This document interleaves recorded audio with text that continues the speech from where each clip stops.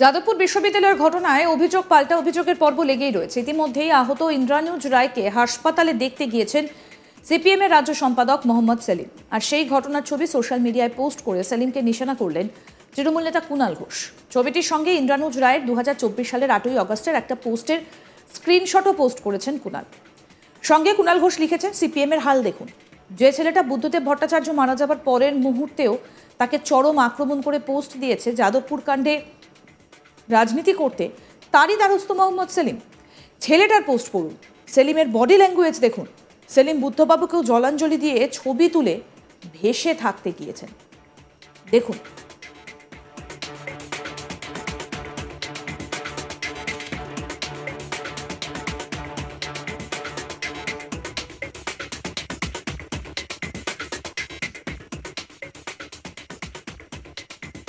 এখানেই শেষ নয়, যাদবপুরের ঘটনার পর সংবাদ মাধ্যমের এক প্রশ্নের প্রেক্ষিতে মোহাম্মদ সেলিমকে নিশানা করতেও শোনা গিয়েছে কুণাল ঘোষকে।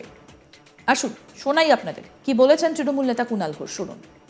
এরপরে যদি মোহাম্মদ সেলিমের কোনো ঘোষিত প্রোগ্রামে তৃণমূলের ছেলেরা জল বাতাসা দিতে যায়, তখন মোহাম্মদ সেলিম গ্রহণ করবেন তো? যেখানে একটা হামলা হচ্ছে, এই পরিমাণ হামলা, সেটাই মোহাম্মদ সেলিম যতই শূন্য হোক, একটা দায়িত্বশীল পদ, একটা দলের রাজ্য সম্পাদক, তিনি বলছেন ব্রাত্য বসু নাটক করছে। তাহলে আপনার দলের যখন কোনো কিছু হবে, তখন আমাদের ছেলেরা যদি জল বাতাসা নিয়ে পরিষেবা দিতে যায়, তখন সেটা হজম করতে পারবেন তো? তৃণমূল ওই রাজনীতি করে না বলে এখনো দাঁড়িয়ে কথা বলছেন। আবারও শিরোনামে যাদবপুর বিশ্ববিদ্যালয়। তৃণমূলপন্থী অধ্যাপকদের সংগঠন ওয়েবকুপা সম্মেলনকে কেন্দ্র করে শনিবার উত্তপ্ত হয়ে ওঠে বিশ্ববিদ্যালয় চত্বর। রাজ্যের শিক্ষামন্ত্রী ব্রাত্য বসুর গাড়ি ভাঙচুরের অভিযোগ ওঠে। আবার ভাঙচুরে অভিযুক্তদের শাস্তির দাবিতে পাল্টা বিক্ষোভ দেখায় তৃণমূলও। পরিস্থিতি সামাল দিতে নামতে হয় র্যাফকে। এদিকে ওয়েবকুপার সম্মেলনে এই বিশৃঙ্খলা ঘটানোর তীব্র নিন্দা করেছেন তৃণমূল নেতা কুণাল ঘোষ। কুণাল ঘোষ বলছেন, তৃণমূল সরকার পরিচালনায় আছে, আমাদের সংযত থাকতে হয়, কিন্তু তৃণমূলের সৌজন্যকে যেন কেউ দুর্বলতা মনে না করেন। কুণালের সাফ কথা, যারা যারা গায়ে হাত দিয়েছে তাদের চিহ্নিত করে রাখা হোক। বক্তব্য তৃণমূল নেতা কুণাল ঘোষের। এই বিষয়ে কি বললেন তৃণমূল নেতা কুণাল ঘোষ, এবার সেটা শোনাবো। সেটা অত্যন্ত আপত্তিকর, আমরা কড়া ভাষায় প্রতিবাদ করছি। ওখানে তৃণমূল কংগ্রেস তাদের অধ্যাপক সংগঠনের সম্মেলন, একটা ঘোষিত প্রোগ্রাম, তাদের নিজস্ব প্রোগ্রাম, সেই জায়গাটা ডিস্টার্ব করতে যাবে কেন? সে এসএফআই হোক বা অন্য বামপন্থী যারাই হোক, যেখানে একটা অধ্যাপক সংগঠন তারা তাদের মতো করে তাদের সম্মেলন করছে, সেখানে শিক্ষামন্ত্রীকে ঢুকতে দেব না, সেখানে বিক্ষোভ করে আমরা অন্য বক্তব্য রাখার ছুতোয় বানচাল করব, অরাজকতা করব। যখন শিক্ষামন্ত্রী ব্রাত্য বসু চরম সৌজন্য দেখিয়ে বার্তা পাঠালেন যে আমাদের ঘোষিত যে কর্মসূচিটা, আমাদের সম্মেলনটা করতে দিন, আমি আপনাদের সঙ্গে কথা বলবো, আপনারা যে বিষয়ে বিক্ষোভ দেখাচ্ছেন বা আপনারা যা বলছেন আমি কথা বলবো, আমাদের সম্মেলনটা করে নিতে দিন।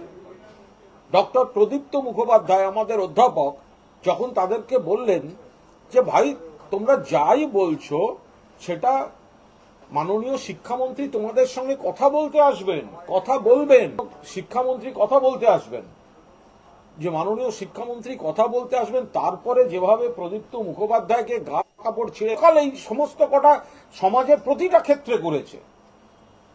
সিপিএম সাধুসাজ্যে, এসএফআই সাধুসাজ্যে, প্রাক্তন উপাচার্য সন্তোষ ভট্টাচার্যর লেখা রেড হ্যামার্স বইটা পড়ে দেখুন সিপিএম কি করে বেরিয়েছে।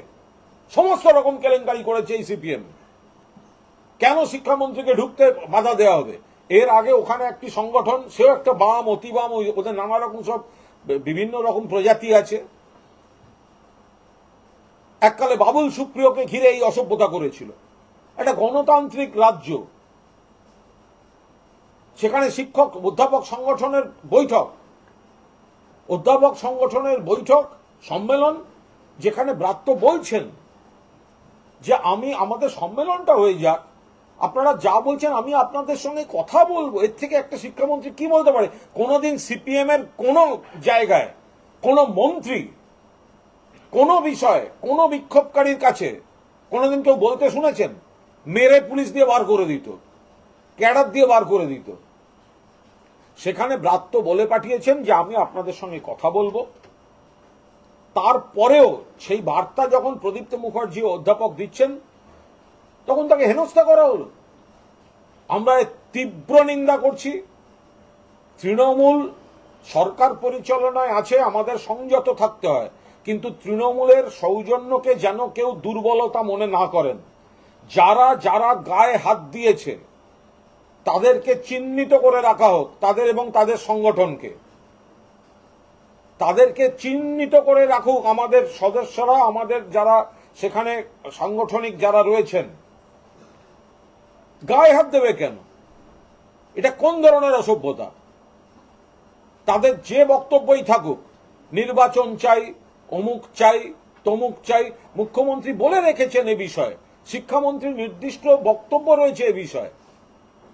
তা বলে একটা ঘোষিত সম্মেলন, অধ্যাপকদের সম্মেলন করতে দেব না, বানচাল করব, অরাজকতা। সিপিএম এর, এসএফআই এর এই সমস্ত কীর্তি আর এই বাম, অতি বাম, এই নানা প্রজাতির সব সংগঠন আমরা তীব্র নিন্দা করছি। যেভাবে বানচাল করার চেষ্টা হয়েছে, যেভাবে হেনস্থা করা হয়েছে আমাদের অধ্যাপকদের, এবং যেভাবে বিশৃঙ্খলা তৈরি করার চেষ্টা হয়েছে, এরপরে তৃণমূল কংগ্রেসকে যেন কোনো বিষয়ে কেউ দোষ দিতে আসবেন না।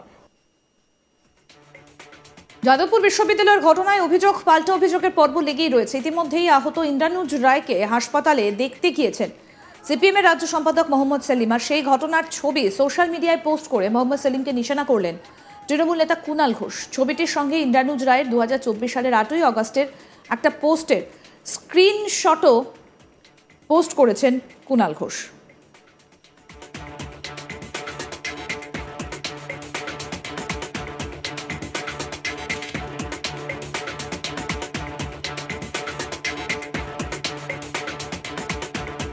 তার সঙ্গে কুণাল ঘোষ লিখেছেন, সিপিএম এর হাল দেখুন, যে ছেলেটা বুদ্ধদেব ভট্টাচার্য মারা যাবার পরের মুহূর্তেও তাকে চরম আক্রমণ করে পোস্ট দিয়েছে যাদবপুর কাণ্ডে রাজনীতি করতে, তারই দ্বারস্থ মোহাম্মদ সেলিম।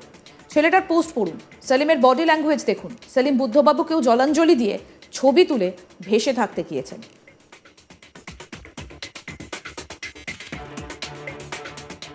এখানেই শেষ নয়, যাদবপুরের ঘটনার পর সংবাদ মাধ্যমের এক প্রশ্নের প্রেক্ষিতে মোহাম্মদ সেলিমকে নিশানা করতেও শোনা গিয়েছে কুণাল ঘোষকে।